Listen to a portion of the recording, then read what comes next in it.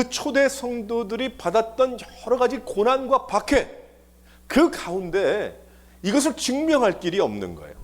뭐 말을 잘해서 증명하는 것이 아니고, 지위가 높아서 이야기할 수 있는 것이 아니고, 예수 믿는 자들이 그 모욕을 당했던, 흩어진 많은 성도들이 당했던, 또 그 가운데 예수를 믿었던 많은 사람들이 당했던 어려운 일들, 다른 사람들에게 손가락질을 받고 그랬던 그 모든 일들을 어떻게 해결할 것인가. 그런데 그 방법이 오늘 무엇이라고 여기에 이야기하고 있는가 하면, 여기에 바로 구분된 옷을 입는 삶을 살라라고 말씀하고 있는 것입니다.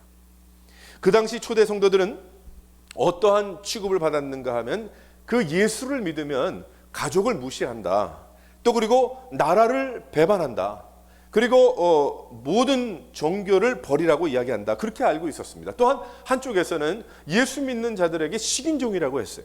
사람을 잡아먹는 사람이다. 왜 그랬는가 하면, 성찬식 때에 이것은 내 몸이니 이것을 먹고 마시라고 말씀하시는 예수님의 말씀을 잘못 오해해서 들어서 결국 식인종이라고 이야기했습니다. 사람을 죽여서 바치는 사람들이라고 이야기했어요. 또한 비즈니스를 방해한다고 했습니다. 또 노예들은 주인을 반항하는 자가 되도록 만든다고 그렇게 이야기했습니다. 결국 그 인간의 존엄성과 그 자유함, 그리고 가치관, 뭐 이런 것을 제대로 설명하지 않았기 때문에 그런 일이 생긴 것이겠죠. 결국 이러한 어려움 가운데 성도들이, 크리스천들이 세상에서 많은 오해를 받고 어려움을 받고 힘든 그러한 가운데 있을 때 어떠한 것이 길이라고 이야기했는가 하면, 하나님께서는 이 베드로전서의 말씀을 통해서 삶으로 보여주는 것밖에 없다. 다른 어떤 이론적으로 말을 잘하고 정리를 잘해서 뭐 종이로 뭐 설명을 해서 이렇게 해서 되는 것이 아니고, 살아야 된다. 어떤 삶을 살아야 될 것인가, 말로 되는 것이 아니고 삶으로 보여주라. 바로 그것을 여기에 어떤 옷을 입어야 되는지로 설명하고 계시는 것입니다. 말하기는 쉬울지 모르지만 삶으로 보여준다는 것은 굉장히 어려운 것입니다. 그 이유는 삶으로 보여주다 보면 불이익을 당할 수도 있고, 또 관계에 불이익을 당할 수도 있고, 이제 겨우 흩어져서 자리를 잡고 살고 있는 그 사람들이 더 힘든 고난 가운데 빠질 수가 있기 때문입니다. 이 이야기는 지금도 마찬가지예요. 하나님은 주님을 섬기는, 하나님을 사랑하는 그러한 성도들이 세상과 구분된 삶을 살라고 하시는데, 이 세상과 구분된 삶을 살면서 이 세상에 하나님을 증거하는 삶을 살라고 말씀을 하시지만, 그러한 삶의 결단은 우리에게 많은 불이익을 줄 수도 있다는 것이죠. 우리의 가치관이 바뀌지 않으면 결코 할 수 없는 것이고, 삶으로 실천할 수가 없는 것입니다. 가치관이 바뀌지 않은 인생은 그렇게 해서는 안 된다고 자기의 입으로 이야기는 하나 그렇게 살 수밖에 없는 거예요. 예수 믿으면 이렇게 살아야 된다는 것은 알고는 있지만 이렇게 살지 못하는 것입니다. 왜 그런가 하면 가치관이 변화되지 못했기 때문입니다. 하지만 하나님은 가치관이 바뀔 수밖에 없는 이유를 오늘 11절 말씀에 말씀하고 계세요. 무엇이라고 말씀하고 계시는가 하면, 나그네요 행인이기 때문이라고 말씀하고 있죠. 나그네와 행인이라는 신분에 대한 분명한 확신, 바로 그것을 깨닫게 되면, 그러면 모든 것이 다 쉬워진다고 이야기하고 있습니다. 여기에 나그네라는 뜻은 영주권자를 의미하고 있습니다. 영주권자는 그 땅에 살 수가 있습니다. 일할 수 있습니다. 하지만 시민의 권리는 없죠. 언제든지 떠날 수 있는 그러한 사람입니다. 결국 성도는 이 세상의 나그네요 천국의 시민권을 가진 자임을 믿으시기를 바랍니다. 그래서 우리는 확실히 이 세상에 살 수 있는 허락을 받은 영주권자들이에요. 하지만 언제나 떠날 수 있는 행인과 같은 그러한 사람입니다. 이것에 대한 확실한 가치관이 설 때에 그들이 받았던 온갖 비방과 모략과 박해를 이길 수가 있다는 거예요. 베드로는 이러한 행인의 삶을 살다 보면 11절 말씀에 보면 영혼을 거스르는 육체의 정욕들이 공격에 올 것이라고 이야기합니다. 그 이유는 바로 그 나라의 상황과 전혀 관계없는 사람들이기 때문에 그래요. 나는 이 땅에 살고 있지만, 하지만 이 땅에 살고 있는 시민들하고 천국의 시민을 가지고 있는 그 시민하고는 차이가 너무나도 확연하게 드러난다는 이야기입니다. 그 나라의 가치관과는 전혀 다른 가치관을 가지고 사는 사람들이기 때문입니다. 육신은 그곳에 있으나 그곳의 사람들과는 전혀 다른 그런 생각을 가지고 사는 사람들이라고 이야기하고 계십니다. 그래서 베드로는 이러한 세상의 것들, 성도의 삶과 전혀 관계없는 영혼을 혼미케 하는 그러한 거스리는 것들에서 한 발짝 물러서야 된다라고 말씀하고 있죠. 제가 늘 그런 생각을 합니다. 어떤 생각을 하냐면 다 그렇게 생활하는데 그런데 다 그렇지 않더라고요. 제가 교회에 이렇게 하다 보면 새 이제 가정들이 올 때가 있잖아요. 근데 새 가족들이 이렇게 오면 물어봅니다. 어떤 분들인가? 그러면 어떤 분들은 기도 많이 하고 생각 많이 하고 많이 알아보고 내가 이제 앞으로의 오랜 기간 나의 인생, 나의 믿음 생활을 맡길 만한 교회를 찾습니다.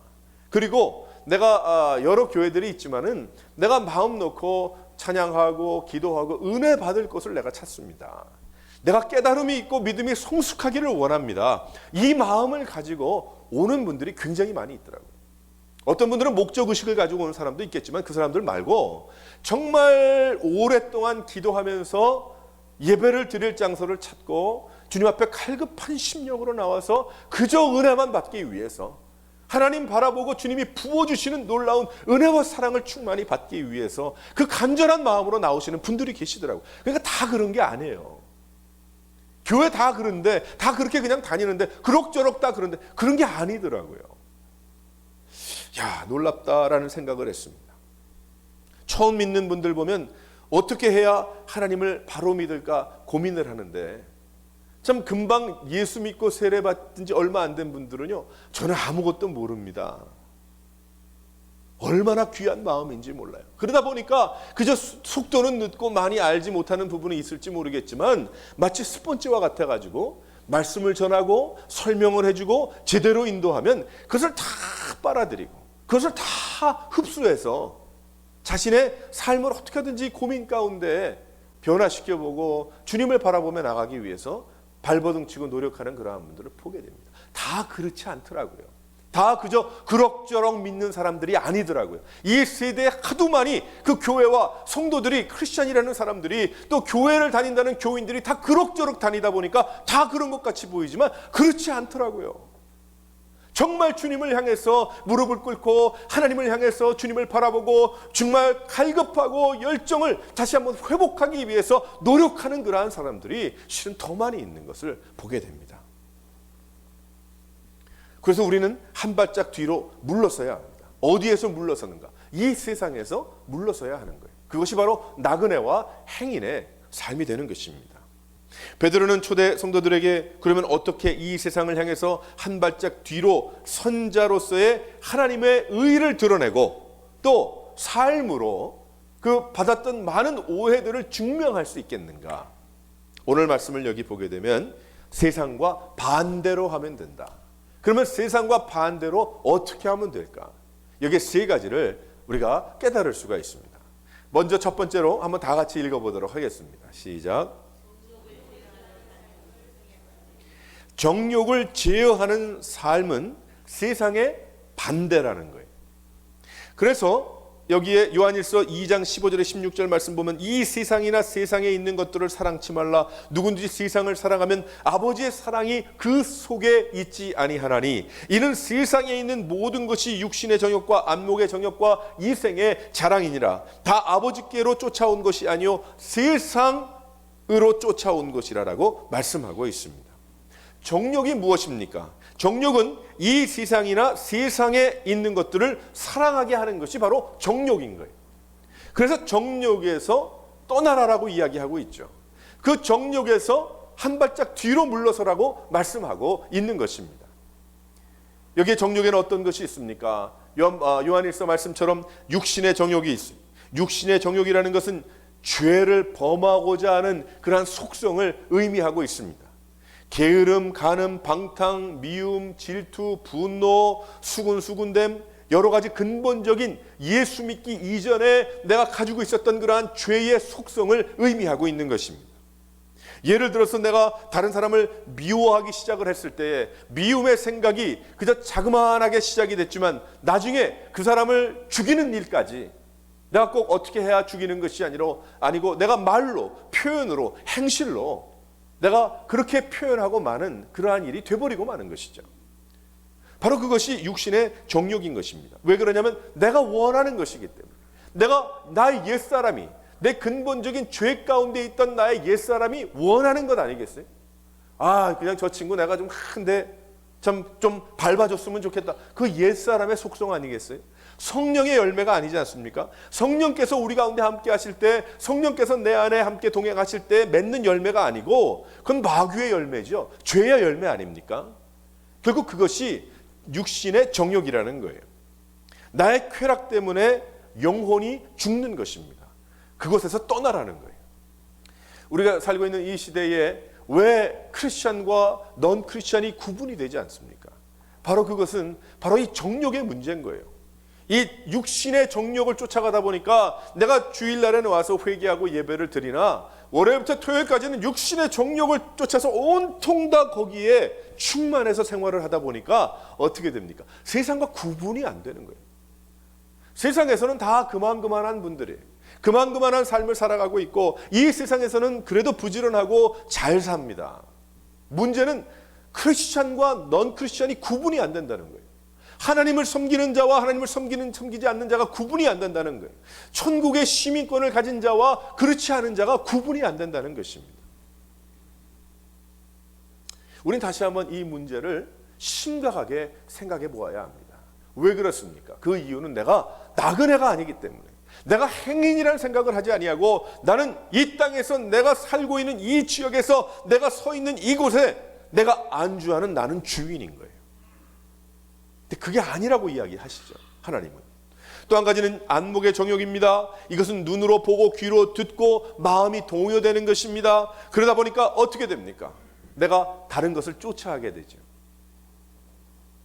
예를 들어서 연속극을 보고 영화를 보는데 참 재미있습니다. 근데 그것이 좀 좋지 않은 영화라고 한번 생각을 해보세요. 무술 영화 복수에 복수를 하는 그 영화를 한 2시간 반 한번 보고 나오면은 정말 그 마음이 좀 나도 뭐 무술인이 된 것처럼 말이에요. 근데 어디 좀 벽이라도 한번 치고 싶은 그건 팍 쪼개질 것 같은 어떤 그런 생각이 들게 된단 말이에요. 우리 너무 연약하기 때문에 그래. 그래서 내가 무엇을 보고 무엇을 듣느냐, 이게 굉장히 중요한 것입니다. 정말 바로 듣고 바로 봐야 하는 것이죠. 그래서 더욱더 주님 앞에서 우리가 무릎을 꿇고 하나님이 주시는 귀한 은혜를 받기 위해서 기도하고 말씀 보고 찬양하고 예배하는 그 삶에 전념해야 될 줄 믿으시기를 바랍니다. 또한 이생의 자랑이 있어요. 이생의 자랑은 무엇인가 하면 교만한 마음이에요. 내가 하나님보다 위에 있는 그러한 마음이에요. 온통 다 나의 자랑과 나의 여러 가지 과거의 배경에 대한 그러한 이야기들, 결국 하나님과의 화평 또 이웃과의 평화를 다 깨부실 수 있는 그러한 것들입니다. 이러한 것들은 바로 무엇인가? 바로 정욕에서 나오는 그러한 일들이라는 것이죠. 우리는 그렇기 때문에 더 이상 영혼을 거스리는 그 정욕과 싸워야 된다. 이건 저절로 없어지는 것이 아니고 내가 한 발짝 뒤로 서서 나는 바로 나그네인데, 나는 행인인데, 그러면 우리가 얼마나 조심하겠어요? 왜 그렇습니까? 내가 내 나라를 대표하기 때문에, 내가 살고 있는 그 나라, 그 백성들을 대신하고 있기 때문에 얼마나 그것이 중요한 그러한 이야기인지 모르죠. 본능을 따라 사는 삶이 아니라 이제는 성령님을 따라 사는 인생임을 믿으시기를 바랍니다. 두 번째로 어떠한 삶을 살라고 합니까? 어떠한 것이 반대로의 삶입니까? 다 같이 읽어보겠습니다. 시작. 선을 행하는 삶은 세상의 반대인 거예요. 12절 말씀을 보면 행실을 선하게 가져라고 이야기합니다. 그래서 그 행실을 보고서 세상이 하나님께 영광을 올려드리게 한다라고 말씀하고 있습니다. 그리스도인들이 선행을 하여야 할 사람 중에는 내가 좋아하는 사람들은 너무나도 쉽습니다. 하지만 원수도 있거든요. 나를 대적하는 자들도 있거든요. 그들이 사랑하고 나누고 말없이 그들에게 하나님의 도를 보여주어야 할 원수들, 그 사람들에게 선을 행하라, 선하게 착하게 대하라고 말씀하고 있습니다. 그러려면 나그네 의식이 있어야 돼요. 천국을 향하여 이 세상에서 행인 의식을 갖지 아니하면 하나님께 순수한 마음을 갖지 아니하고 욕심의 마음이 아니라 나는 가진 것이 없는 나그네라는 그런 생각이 아니면 선을 행할 수가 없는 것입니다. 왜 그런가 하면 내가 손해보면 안 되기 때문에 그래요. 어려운 세상이고 미움의 세상이지만 그것을 행하여 하나님의 말씀을 선포하되 하나님의 말씀을 실천하는 그러한 삶, 다른 방법보다 착하게 사는 거예요. 그런데 그것은 세상의 착한 정도가 아니고 하나님께서 선하시니 너희도 선하라고 말씀하신, 하나님이 거룩하시니 너희도 거룩하라고 말씀하시는 바로 하나님의 성품을 닮은 그러한 삶을 의미합니다. 이 세상의 얄팍한 방법에 반대로 살면 되는 것입니다. 이 세상의 요령과 언제고 바뀔 수 있는 변화무쌍한 그러한 마음이 아니면 되는 거예요. 그래서 예수 믿으면 변덕이 심하고 말이에요. 예수 믿으면서도 아주 얄팍해가지고 그건 좀 버려야 되는 그런 모습입니다. 왜 그럴까요? 예수를 믿기 때문에. 세상에서는 그렇게 살아야 똑똑하죠. 세상에서는 그렇게 살아야 인정받습니다. 그런데 예수 믿으면 바뀌어야 돼요. 좀 우둔해야 되고, 예수 믿으면 그런 줄 알고 살아야 되고, 예수 믿으면 순종할 줄 알아야 되고, 예수 믿으면 하나님 앞에 예하는 삶을 살 줄 알아야 됩니다. 하나님의 방법으로 돈을 벌고, 하나님의 방법으로 만남을 가지고, 하나님의 방법으로 결정하고, 하나님의 방법으로 세상과 거리를 두어야 할 것입니다. 그러니 한번 생각해 보십시다. 오늘 말씀을 보면 이 성도들이 선을 행해서 하나님을 알지 못하는 자들이 하나님께 영광을 올려드릴 때까지 선을 베풀어야 되니 얼마만큼 선을 베풀어야 할까요? 얼마만큼 친절해야 할까요? 얼마만큼 내가 착한 삶을 살아야 될까요? 얼마만큼 내가 정말 주님 앞에서 온전한 삶을 살면 그 사람들이 당신 참 좋은 사람입니다를 떠나서 하나님께 나를 보면서 하나님께 영광을 올려드릴 수 있는 것까지 나가라고 하시니 이건 보통 일이 아니죠. 이건 보통 선이 아니고 보통 착한 인생이 아닌 것입니다. 얼마만큼 바르게 살아야겠습니까? 얼마나 바른 길을 가야겠습니까? 그래서 우리 교회는, 성도들이 모인 공동체는 대사관인 거예요. 대사관. 그런데 자꾸 우리는 센터로 생각을 하니까 문제인 거예요. 마치 어느 동네가 좋은 동네 가면 클럽하우스라고 있어요. 그래서 그 동네 사람들이 와서 또 친교 모임도 할 수 있고 빌려서 파티도 할 수 있고 그런 곳으로 알아요. 교회는 그런 곳이 아닙니다. 교회를 그런 것으로 아니까 자기 주장이 심하고 다른 사람을 경계하고 다른 사람을 정죄하고 그리고 좋다 나쁘다 이런저런 온통 다 말도 안 되는 이야기가 나오는 그 이유가 왜 그런지 아세요? 나그네의 삶을 살지 않기 때문에 그런 것이고 교회가 바로 대사관이라는 것을 잊어버렸기 때문입니다. 교회는 대사관인 거예요. 제가 대사관에 한번 가봤더니 대사관에 뭐 다른 업무를 많이 보잖아요. 그 시민권 뭐 비자도 주고 여러 가지 일도 하는데 대사관에 한번 가봤더니 대사관에 그 나라에 조그마지만 그 나라를 소개하는 것들이 거기 꽉 차 있더라고요. 하나님은 우리들에게 선한 그러한 행실을 가지고 나아가라고 말씀하고 있는 것입니다. 바로 선을 행할 때에 바로 이 세상과 반대되는 거예요. 이 세상은 선하지 않습니다. 세상적으로 우리 세상에서는 선하다고 하면 바보로 알죠.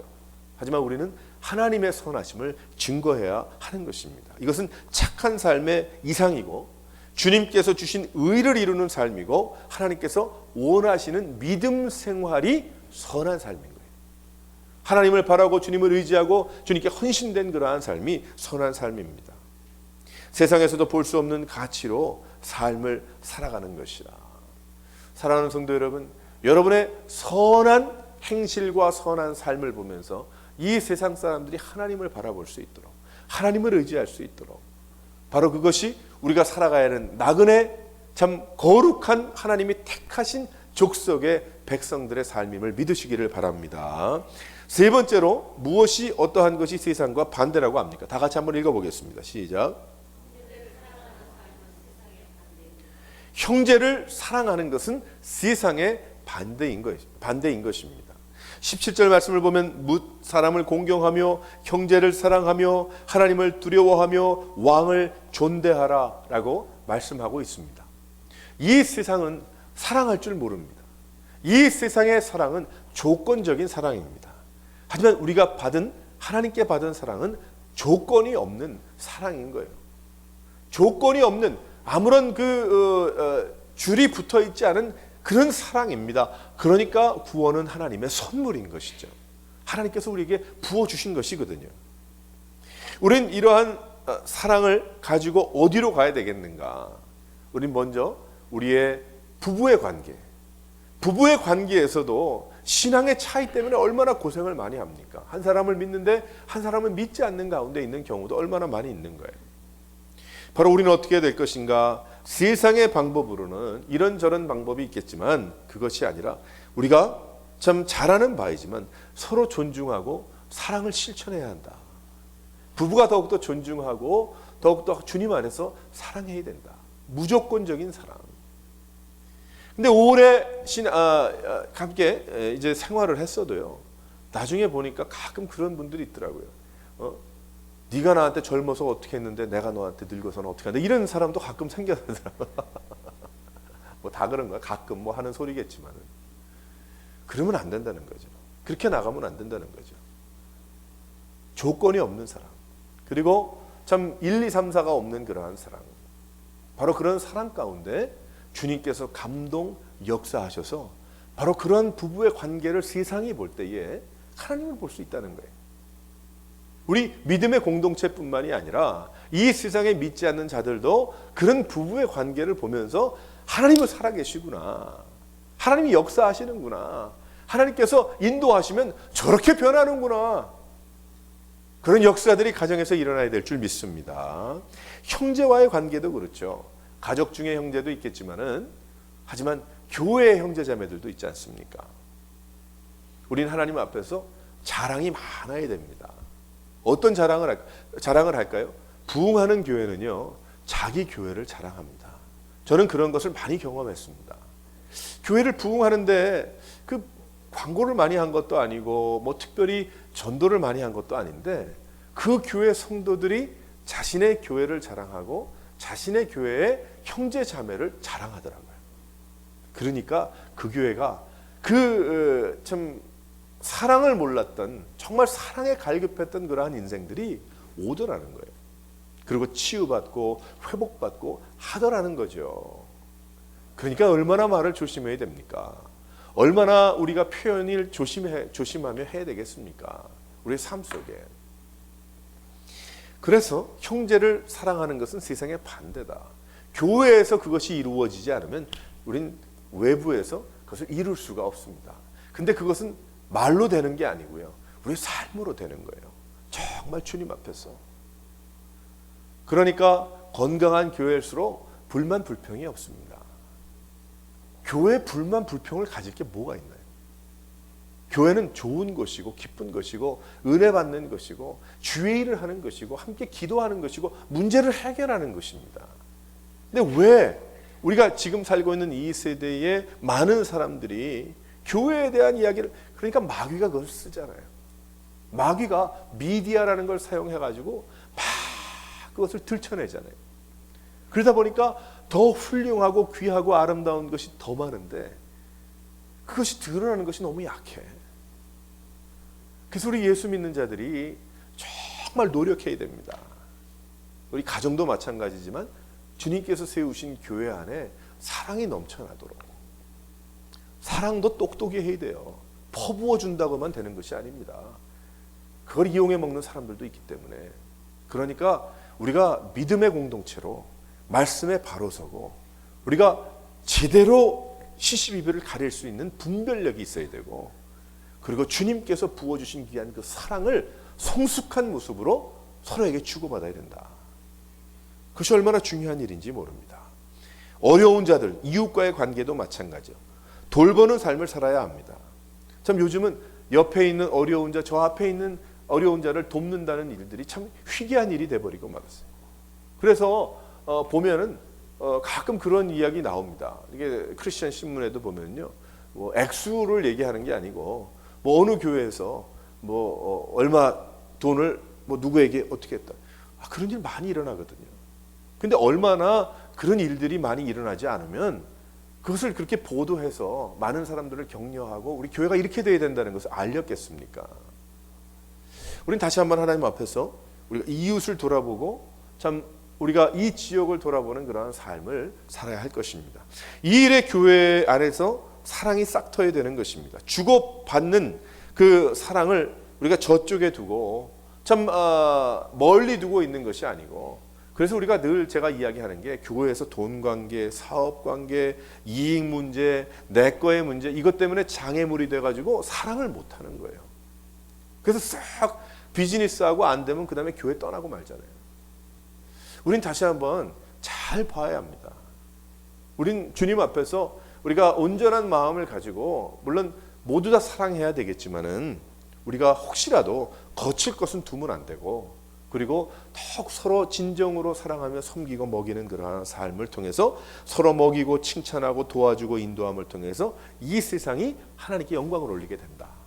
그리고 믿음의 공동체, 또 하나님을 사랑하는 귀한 성도들의 삶이 어떠한 것이고 살아계신 하나님께서 어떠한 분이신지를 이 세상이 알 수가 있다는 것입니다.